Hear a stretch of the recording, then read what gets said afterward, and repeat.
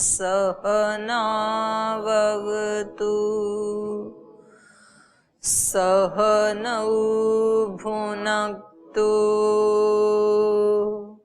सह वीर्यं करवावहै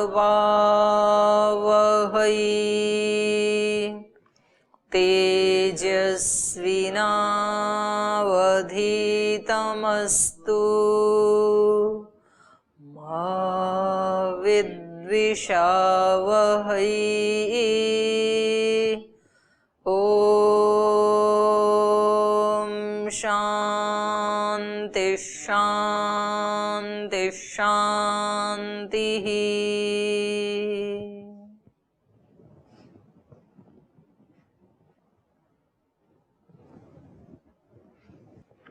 तो आज हेत्वाभास पढ़ेंगे हम, है ना। पीछे कब पढ़ लिया आपने? कुछ पूछना तो नहीं है पीछे से? पढ़ के आई कि नहीं पढ़ के आई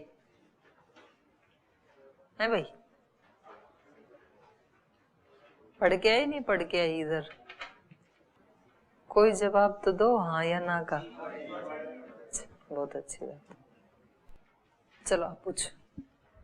दीदी, इसमें एक वक्षेदक, अवच्छेदन, इस तरह के शब्द आए हैं। इस शब्द का हिंदी मीनिंग तुरंत से माइंड में नहीं आता है। आप जब समझाते हो तो ये पैराग्राफ, मतलब इसका प्रसंग क्लियर है? अवच्छेदक धर्म तो वो होता है ना जो उसको दूसरों से अलग करता है। एक अवच्छेदक, जैसे घट को और औरों से अलग करने वाला धर्म क्या है? उसका घटत्व। हाँ, तो उसको कहेंगे घटत्वावच्छेदक धर्म। एक वक्षेदक है, एक अवच्छेदेन है, ऐसा दो शब्द है इसमें एक साथ। अवच्छेदक अवच्छेदेन। हाँ जी। तो ये सेंटेंस जब पढ़ते हैं ना तो ये शब्द एकदम से क्लिक नहीं करता दिमाग में, मतलब वो शब्द का हिंदी नहीं आता है तुरंत से। उस वजह से उसको 2-3 बार पढ़ो तब वो क्लियर होता है। तो इसका कोई हिंदी मीनिंग अगर अच्छा सरल हमारे, ये हिंदी ही है। जी हिंदी ही है ये। उसको एक तो अलग करने वाला, एक जिसके द्वारा करता है, जिस धर्म के द्वारा। तो इसमें विशेष रूप से दो ही बात देखने की है कि जब आकृति में कोई चीज है, पूरी ही दुनिया में कोई चीज है, तो उसकी एक स्थान में अनुमिति नहीं होगी। फिर मतलब जब कोई चीज सब पूरे ही, जैसे सारे दुनिया के जो पर्वत हैं वो यदि अग्नि वाले हैं, वह्निमान हैं, तो अब आपको एक पर्वत के ऊपर अनुमिति करने की आवश्यकता भी नहीं है, होगी भी नहीं। और कहीं एक जगह व्यक्ति में कोई चीज दिखाई दे रही है तो फिर आकृति में कहीं भी उसकी अनुमिति आप कर सकते हैं। माने वो आकृति की अनुमिति का प्रतिबंधक नहीं होगा।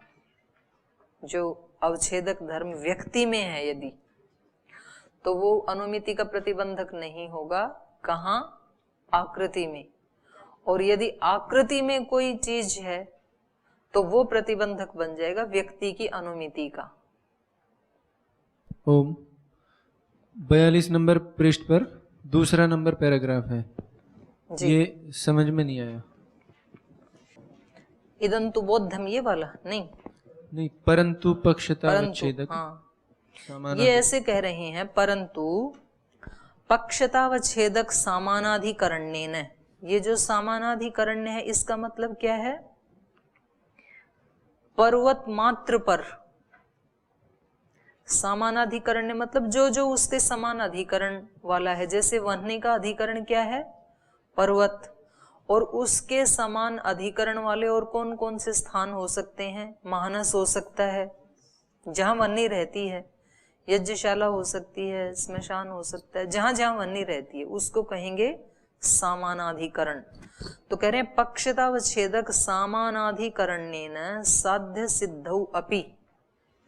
पक्षतावच्छेदक समानाधिकरण्य के साथ साध्य की सिद्धि हो जाने पर भी, साध्य की सिद्धि हो जाने पर मतलब वह्नि की अनुमिति हो जाना, वह्नि का ज्ञान हो जाना। साध्य सिद्धौ अपि तदवच्छेदेन न अनुमिति दर्शनात्।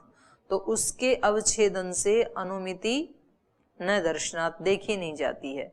माने जो जो इसके समानाधिकरण्य हैं, अग्नि के जहां अग्नि रहती है, माने सब पर्वत मात्र पर यदि अग्नि की अनुमिति करनी है, लेकिन किसी एक पर्वत पर वह्नि की सिद्धि हो गई, तो उससे अनुमिति रुकेगी नहीं रुकेगी?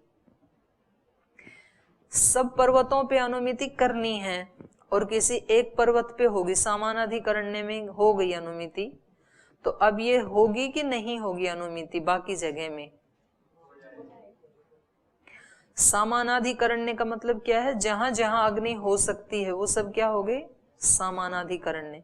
और उनमें से किसी एक में हो गई अनुमिति, मानो कि हमें पर्वत वह्निमान यहाँ साध्य सिद्धि हो गई, वहां मिल गई, तो अब मानस आदि में अनुमिति हो जाएगी कि नहीं होगी? हो जाएगी। यही कह रहे हैं, पक्षतावच्छेदक सामानाधिकरण्येन साध्य सिद्धो अपि तदवच्छेदेन अनुमिति दर्शनात्। उसके अवच्छेदन से भी, माने उसने सबको नहीं रोका, एक जगह तो अनुमिति करवा दी, तो एक पर्वत को ही रोकेगी ये साध्य सिद्धि, बाकी सब जगह अनुमिति को नहीं रोकेगी, हो ही जाएगी। अनुमिति दर्शनात् पक्षतावच्छेदक अवच्छेदेन अनुमितिं प्रति पक्षतावच्छेदक अवच्छेदेन साध्य सिद्धिरेव प्रतिबंधिका। क्योंकि कब होती प्रतिबंध, क्यों नहीं होगी ये साध्य सिद्धि? एक पर्वत पर जो साध्य की सिद्धि हुई, ये बाकी अनुमिति की प्रतिबंधिका क्यों नहीं होगी? उसका उत्तर दे रहे हैं दूसरी वाली पंक्ति में। कह रहे प्रतिबंधिका तो मात्र वो ही होती है जो आकृति में साध्य की सिद्धि हो जाए, तो उसको शब्दों से कह रहे हैं पक्षतावच्छेदक अवच्छेदेन अनुमितिं प्रति। पक्षता अवच्छेदक अवच्छेदन से अनुमितिं प्रति, अनुमिति के प्रति पक्षतावच्छेदकावच्छेदेन साध्य सिद्धिरेव। ये जो दूसरा शब्द यहाँ पर प्रयोग किया, पक्षतावच्छेदक अवच्छेदेन, ये है आकृति। तो कह रहे हैं ये पक्षतावच्छेदक अवच्छेद के द्वारा अनुमिति की प्रतिबंधिका वही सिद्धि होती है जो पक्षतावच्छेदकावच्छेदेन साध्य सिद्धि रेव, जो आकृति मात्र में होती है। पक्षतावच्छेदक सामानाधिकरण्येन अनुमितिं प्रति तु सिद्धि मात्रं विरोधी।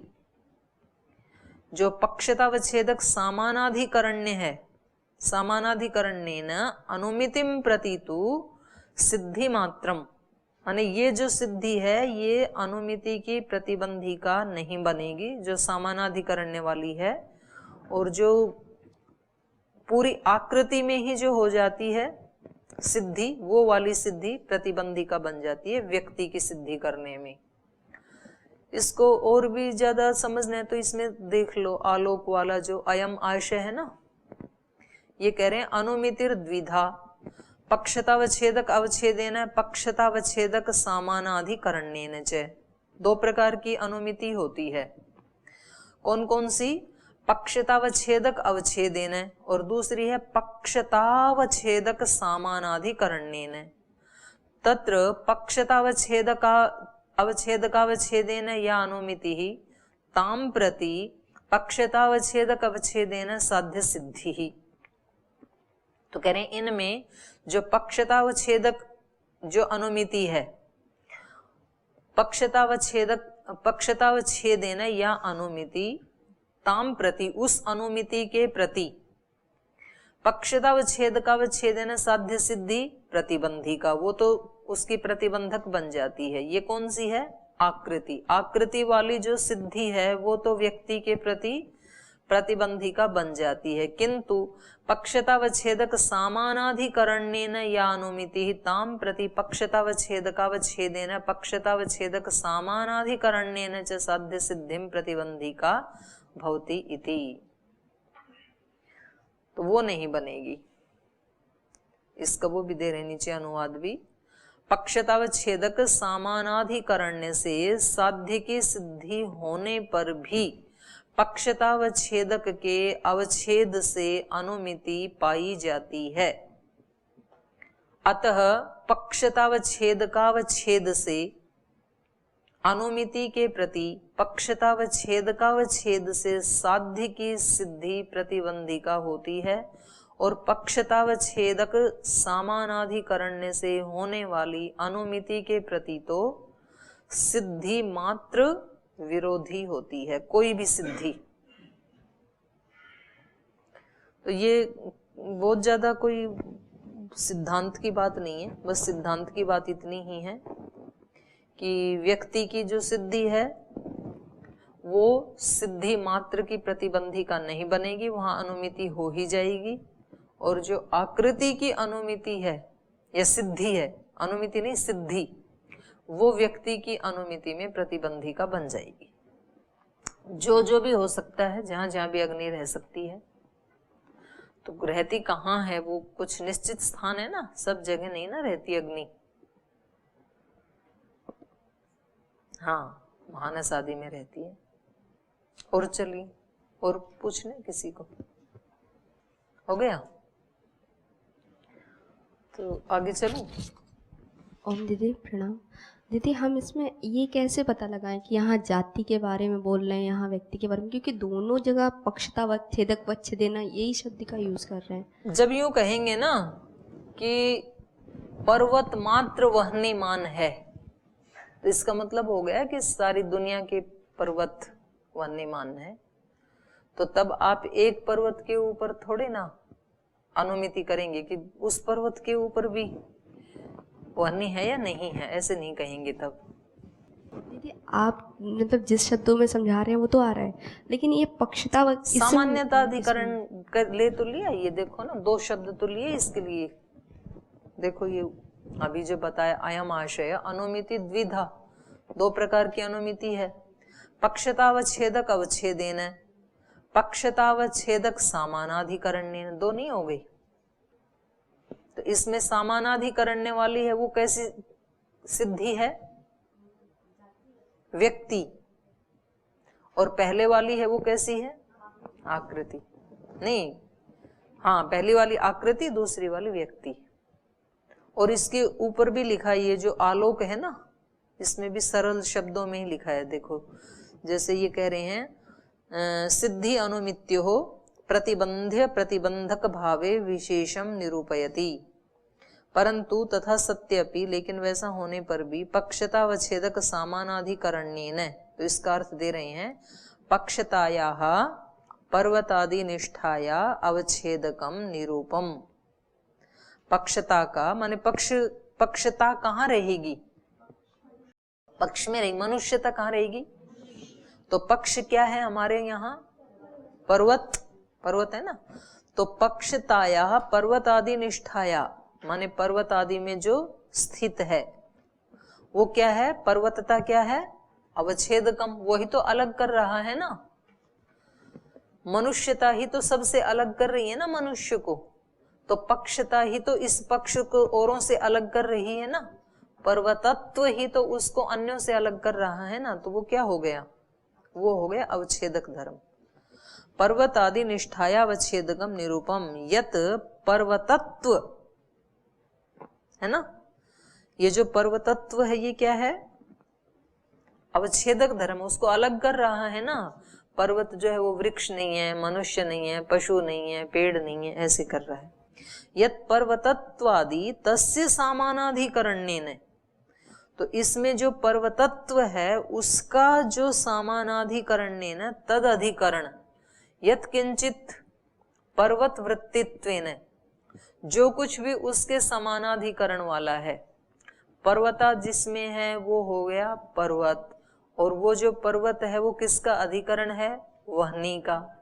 और उसी के समान ही जो कुछ भी जिसमें ये वृत्तित्व रहता है उस पर्वत के समान, पर्वत तो वहनीमान है, उसके समान ये वृत्तित्व अग्नि वाला और कहाँ कहाँ रह सकता है, मानस आदि में जो है। तो उसके लिए कह रहे हैं साध्य सिद्धौ, साध्यस्य माने साध्य क्या था यहाँ हमारे पास, पर्वतो वहनीमान में साध्य क्या है, वहनी। तो इसलिए कहा साध्यस्य माने वहन्यादेहे, वहनी आदि की, सिद्धौ, सिद्ध हो जाने पर, सिद्ध हो जाने पर मतलब ज्ञान हो जाने पर, वहां पर हमारे साध्य की सिद्धि हो जाने पर, अर्थात उस पर्वत विशेष में वहनी का ज्ञान हो जाने पर। अपिच क्वचिद एकत्र सिद्धिम अनुमाय, और कह रहे हैं कहीं एक जगह हमने सिद्धि का अनुमान प्रमाण से ज्ञान हमें हो गया। अनुमाय मतलब अनुमिति से ज्ञान करके। तदवच्छेदेन, तो अब वो ये एक अवच्छेदन हो गया ना कि भाई इस पर्वत पे तो वन्नी है, हमें ज्ञान हो गया। अब और सब जगह भी है कि नहीं, तो ये अनुमिति हम कर सकते हैं या नहीं कर सकते हैं, उसको कह रहे हैं। तदवच्छेदेन तस्य पर्वतत्वस्य अवच्छेदेन। तदवच्छेदेन का अर्थ क्या है? पर्वतत्वस्य, पर्वतत्व के अवच्छेदन से पक्षता अवच्छेदकावच्छेदेन इति। तो पर्वतत्व क्या है? इसी को क्या कहेंगे? पक्षता। ठीक है, पक्षता अवच्छेदकावच्छेदेन, जो शब्द आप कह रहे थे ना कि इनका हिंदी में बताओ, तो ये पक्षता अवच्छेदकावच्छेदेन क्या हो गया? पर्वतत्व से जिसका अवच्छेदन किया जा रहा है। यावत पर्वतान उद्दिश्य सर्वेषु पर्वतेषु वह्निमत्वस्य, तो क्या है इसका मतलब? क्या हुआ? कह रहे हैं यावत पर्वतान निर्दिश्य, जितने भी पर्वत हैं उन सबको उद्देश्य, उन सबको उद्देश्य करके, सर्वेषु पर्वतेषु वह्निमत्वस्य, सब पर्वतों के ऊपर वह्निमत्व का, अग्निता का, अनुमिति दर्शनात् अर्थात अनुमान लाभात, अनुमान लाभात, उसका अनुमान का लाभ करने से, माने उसने देखा और अब इसको अनुमिति क्या करनी है कि एक पर्वत पे तो वन्नी है, बाकी सब पे भी मैं अनुमान प्रमाण से जान सकता हूं कि नहीं, तो इसके पास पॉसिबिलिटी है कि नहीं। एक मनुष्य में सारे सद्गुण देख लिए, तो अब सब मनुष्यों में भी देखने की संभावना है कि बस खत्म हो गया, अब है ना। तो ये ऐसे ही इन्होंने सरल सरल ही दिया है, इसको पढ़ लो, पढ़ जाओ इसको। तो ये कह रहे हैं पक्षतावच्छेदकावच्छेदेन माने पर्वतत्वावच्छेदेन यावत पर्वत वृत्तित्वेन अनुमितिम अनुमानम प्रति पक्षतावच्छेदकावच्छेदेन, इसका क्या अर्थ है वो बता रहे हैं। पर्वतत्व अवच्छेदेन यावत पर्वत वृत्तित्वेन, साध्य सिद्धि माने साध्य का निर्णय, ये जो साध्य का निर्णय है, एव ही, यही निश्चित रूप से प्रतिबंधी का, निरोधी का, यही निरोध, ये जो सिद्धि है ये प्रतिबंधी का बनती है। पक्षतावच्छेदक सामानाधिकरण्येन माने यत् किंचित पर्वत वृत्तित्वेन, एक बार मैंने पहले आपको दो शब्द बताए थे, एक बताया था यद किंचित, एक बताया था सामान्य। तो यद किंचित क्या होता है? व्यक्ति। यद किंचित समानता या भिन्नता होती है, जैसे आप सब मनुष्य भिन्न है या नहीं है, जितने यहाँ बैठे हैं सब भिन्न है नहीं है, ये भिन्नता कैसी है? ये यद किंचित है, पर मनुष्यता की दृष्टि से आप सब भिन्न है नहीं है? नहीं है। तो ये है, इसके लिए शब्द वहां पर मैंने लिखवाया था, ये जो जिस जाति के बारे में आप बोलेंगे ना उसके आगे त्व लगा दो, जैसे हैं साध्यवत्व माने जिसको हमें साध्य करना है, जिस उदाहरण में वो अलग अलग बन जाएंगे, जैसे हमें वह्नि पर्वतो वह्निमान, तो वह्न्यत्व ऐसे हो जाएगा, पर्वत के बारे में कहना तो पर्वतत्व हो जाएगा, मनुष्य के बारे में तो मनुष्यत्व, घट के बारे में तो घटत्व, ऐसे लग जाएगा, वो जाति जुड़ जाएगी उसके साथ।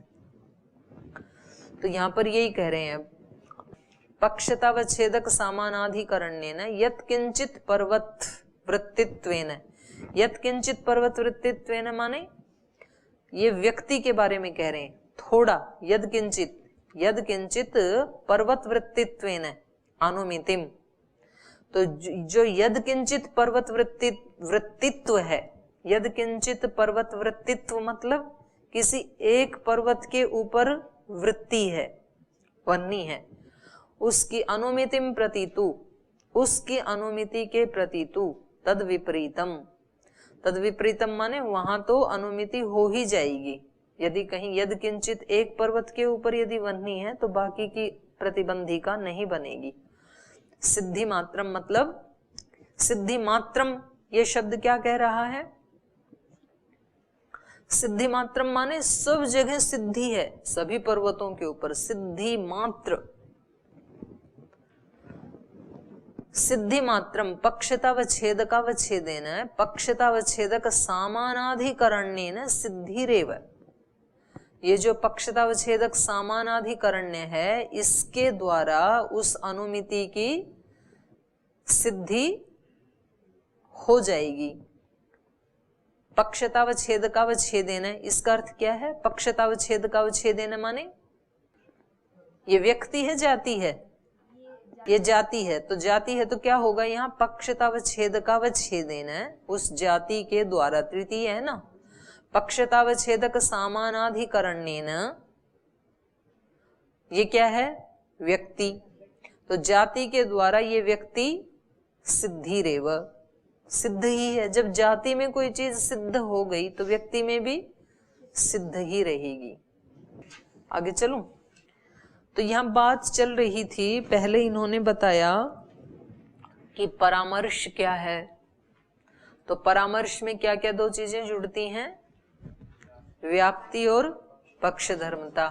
तो व्याप्ति में हमें इन्होंने बताया दो प्रकार की व्याप्ति होती है, एक पूर्व पक्ष व्याप्ति, एक सिद्धांत व्याप्ति। और फिर पक्ष धर्मता को बताया, उसके लिए पहले पक्ष को बताया। अब एक हेतु बच जाता है, अनुमान प्रमाण में एक हेतु बच रहा था। तो हेतु का प्रसंग था यहाँ पर, हेतु होना चाहिए। हेतु होगा तभी तो सिद्धि होगी ना साध्य की, तभी तो अनुमान कर सकते हैं हम। अनुमान प्रमाण से जानने के लिए क्या क्या अवयव होने चाहिए, तो उसमें एक हेतु भी आता है। तो हेतु के प्रसंग में यहाँ हेत्वाभास इसलिए बताना पड़ा कि जैसे कोई हम ये बताएं कि ये सत्याचरण है, ये सत्याचरण है, ये सदाचरण है, ऐसे किसी विद्यार्थी को यदि हम पढ़ाएं तो फिर वो विद्यार्थियों पूछेगा जी असदाचरण क्या होता है। फिर आप सबके सामने सदाचरण सदाचरण बता रहे हैं, अगर किसी बच्चे को बोले सच बोलना चाहिए, सच बोलना चाहिए, सच सुनना चाहिए, तो बोलेंगे कि सच के अतिरिक्त और क्या होता है, झूठ क्या होता है। उसको बोले आप अच्छे अच्छे सब अच्छा अच्छा, तो बोले बुरा क्या होता है, ऐसे पूछता है ना। तो ऐसे एक दिमाग में आता है कि हेतु हेतु ऐसे कह रहे हैं, सद हेतु, तो इसके विपरीत क्या हो सकता है। तो वो अपने आप ही बता रहे हैं यहाँ आचार्य कि हेत्वाभास क्या हो सकते हैं। तो प्रसंग हेतु का था, तो उससे पहले हेत्वाभास के बारे में बता रहे हैं। तो कारिका बोल लीजिए एक बार। अनैकांतो विरुद्धश्च अपि